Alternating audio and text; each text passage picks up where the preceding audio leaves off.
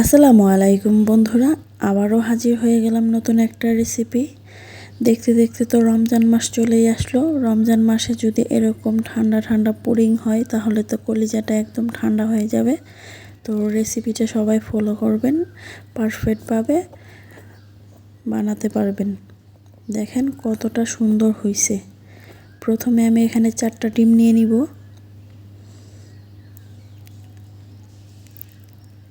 আমি এখানে 4টা ডিম নিয়ে নিলাম। 4টা ডিম দিলে কি হয় দেখা যায় তাড়াতাড়ি পুডিংটা জমে যায়। এখানে আমি 1 কাপ চিনি দিয়ে দিলাম। চিনিটা আমি পাউডার করে নিয়েছি যেন তাড়াতাড়ি গলে যায় সেজন্য। চিনিটা মেশানো হয়ে গেছে, দিয়ে দিলাম ভ্যানিলা। ভ্যানিলাটা দিলে দেখা যায় যে ডিমের গন্ধটা চলে যায়। ভ্যানিলা না থাকলে আপনারা লেবু দিতে পারেন। এখানে আমি দুধ বসিয়ে দিয়েছি। দুধটা আমি এখানে প্রায় 2 কেজি দুধ নিয়েছি, ভালো করে জাল করে ঘন করে নিয়েছি। এবার ক্যারামেলটা তৈরি করে নিব। ক্যারামেলটা আস্তে আস্তে করে নিব, তা না হলে চুলার পাওয়ারটা বাড়িয়ে দিলে পুড়ে যেতে পারে। ক্যারামেলটা প্রায় হয়ে গেছে। নেড়ে চেড়ে যে পাত্রে পুডিং বসাবো সেই পাত্রে আমি ক্যারামেলটা ঢেলে দিব। ক্যারামেলটা দিয়ে ভালো করে ঘুরিয়ে ঘুরিয়ে চতুর সাইডে ক্যারামেলটা যেন যায় সেটা করে দিব।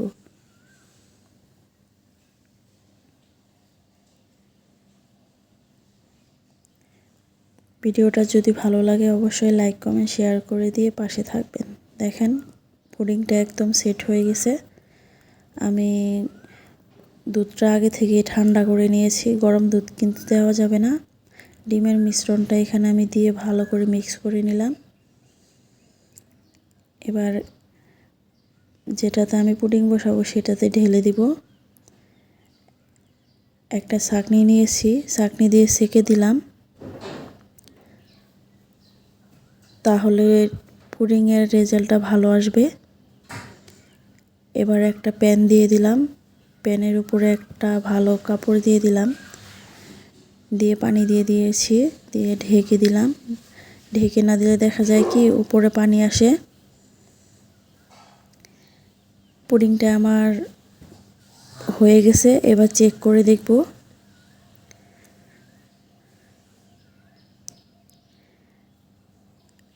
একটা টুথপিক নিয়ে দেখব যে পুডিংটা হয়েছে কিনা।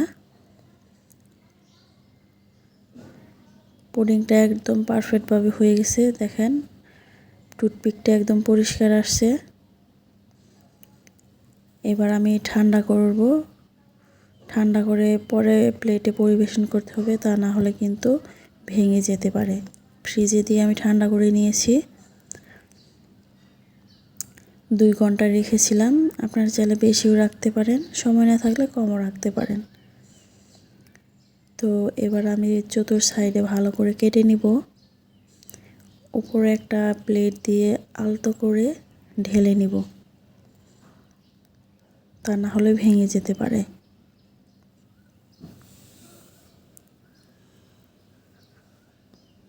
আস্তে আস্তে এবার উঠিয়ে নিব। দেখেন পুডিংয়ের কালারটা কত সুন্দর আসছে, এতটাই পারফেক্ট হয়েছে। আপনারাও রেসিপিটা ফলো করে পারবেন। সবাই রেসিপিটা ফলো করবেন, ভালো লাগলে অবশ্যই লাইক কমেন্ট শেয়ার করে দিবেন। সবাই ভালো থাকবেন, সুস্থ থাকবেন। আল্লাহ হাফেজ।